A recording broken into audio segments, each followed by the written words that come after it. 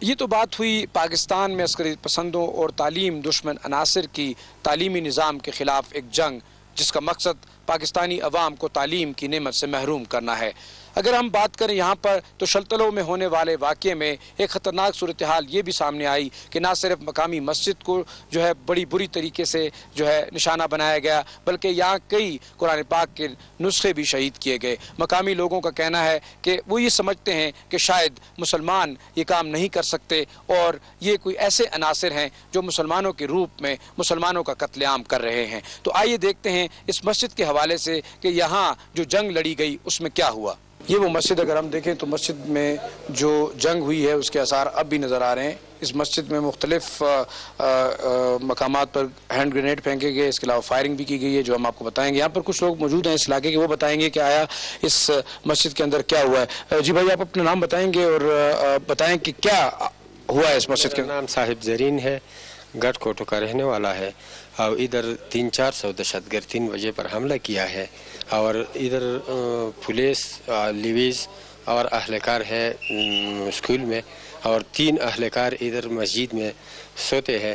تو اس دہشت گردوں نے حملہ کیا ہے اور اس پر لاکٹ لانچر اور بم اور مشین مختلف اسلحہ کی فائرنگ کر کے مسجد شہید کیا ہے، اور قرآن بھی شہید کیا ہے، اور قسم کی نقصانات بھی کیا ہے۔ امام بھی شہید کی ہے، اس مسجد کی امام ہے، اس کے ساتھ ایک اہلکار پولیس جو وہ قرآن کی بہت ماہر تھے، اس نے کہا کہ یہ بھائی مسلمان ہے، اور اس میں تو دہشت گردوں نے ایسی کی ہے کہ بھائی ملا بھی مارا ہے اور وہ اہلکار بھی مارا۔ آگے ہم دیکھیں کہ مسجد کے اندر کیا تباہی کے آثار ہیں اور کس طریقے سے یہاں پر یہ جنگ ہوئی ہے۔ اندر اگر ہم دیکھیں تو یہ مسجد کا وہ حصہ ہے جس کے اندر وہ فائر کر کے، اگر آپ دکھا سکیں، یہاں پہ ہینڈ گرینیڈ پھینکے گئے ہیں۔ اب اس مسجد کو صاف کر دیا گیا ہے۔ یہاں یہ بھی بتایا گیا ہے کہ قرآن کے نسخوں کو مبینہ طور پر جلایا گیا تھا دہشت گردوں یا حملہ آوروں کی جانب سے۔ یہ آپ آثار دیکھ سکتے ہیں جو کہ گولیوں کے نشانات ہیں، فائرنگ کے نشانات ہیں۔ اگر ہم آگے دیکھتے ہیں تو مختلف جگہوں پر ہینڈ گرینیڈ سے حملے کیے گئے، یہ دیواروں پہ آثار آپ کو نظر آ رہے ہوں گے۔ ہمارے ساتھ موجود ہیں ان امام مسجد کے بھائی جنہوں نے ایک پولیس اہلکار کو پناہ دی اور اس کے پروگرام کا عسکریت پسندوں نے امام مسجد کو بھی شہید کیا۔ جی بھائی، آپ اپنا نام بتائیں گے اور آپ کے بھائی جو امام مسجد تھے ان کا کیا نام تھا؟ میرا نام شاہ جہان ہے اور مولانا تاج محمد میرے بھائی تھے۔ کیوں شہید کیا گیا تھا مولانا تاج محمد کو؟ ایک پولیس اہلکار نے ہمارے گھر میں پناہ لی، اس کو بچاتے ہوئے مولانا صاحب شہید ہوئے۔ مولانا صاحب نے حملاوروں سے کہا کہ یہ کون سا انصاف ہے کہ ایک شخص نے میرے گھر میں پناہ مانگی ہے اور آپ اسے قتل کر رہے ہیں۔ اس پر انہوں نے میرے بھائی کو گولی مار دی۔ میں سمجھتا ہوں جو لوگ مسجدوں کو نقصان پہنچا رہے ہیں، علماء کو شہید کر رہے ہیں، یہ مسلمان ہو ہی نہیں سکتے۔ جیسے کہ ہمارے ساتھ بات ہوئی، مولانا تاج محمد کے بھائی ایک عالم دین کو بھی شہید کیا گیا اس حملے کے دوران، اور جیسے کہ ان کے بھائی نے بتایا ان کا قصور صرف اتنا تھا کہ انہوں نے ایک سپاہی کو یہاں پر پناہ دی اپنے گھر کے اندر، اور دہشت گردوں کے مطالبے کے باوجود ان کے حوالے کرنے سے انکار کیا۔ یہ کیا چیزیں آپ بتائیں گے؟ یہ جو ہے نا قرآن شریف کے جو ہے نا وہ گرنیٹ سے جو اڑا دیا، وہ جلا دیا، اور وہ مشکلہ شنکو سے بھی جلا دیا۔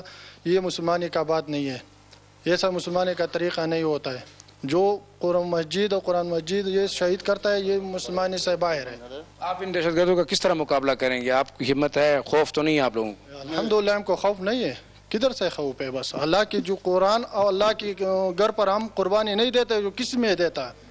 جی ناظرین، اب تک ہم نے بات کی شلتلوں اور اس کے ارد گرد پیش آنے والے واقعات اور عسکریت پسندوں کے افغانستان سے پاکستان میں داخلے اور یہاں پر مقامی آبادی پر حملے کی کہانی، لیکن یہاں ہم ضرور بات کریں گے کہ اب تک کے واقعات کے بعد جو سیکیورٹی کی صورتحال پیدا ہوئی ہے، کس طریقے سے مقامی سیکیورٹی فورسز اور یہاں کے عوام مل کر اپنا دفاع کریں گے۔ لیکن یہاں لیتے ہیں ایک چھوٹی سی بریک کے بعد اس حوالے سے بات کریں گے۔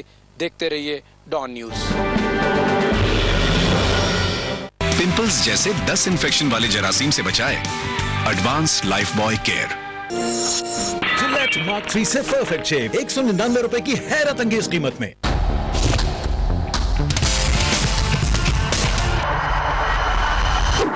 एक चांस मिल जाए सबके छक्के छोड़ा दूंगा।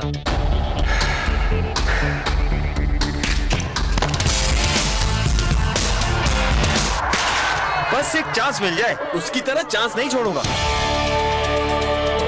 कल ये चांस मुझे मिला था, आज तुम्हारी बारी है। पेप्सी और पीसीबी आ रहे हैं तुम्हारे शहर में, तुम आओ और अपना लोहा मनवाओ। कोई नहीं शायद भाई, आपको एक और चांस मिलेगा।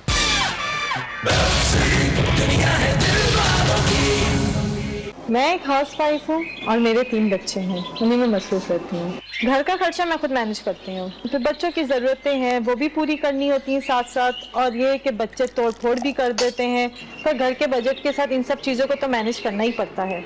HPL वेलेकॉन के बारे में मुझे बहुत से लोगों से पता चला, अच्छा मुनाफा है इसमें और महफूज सरमाया है।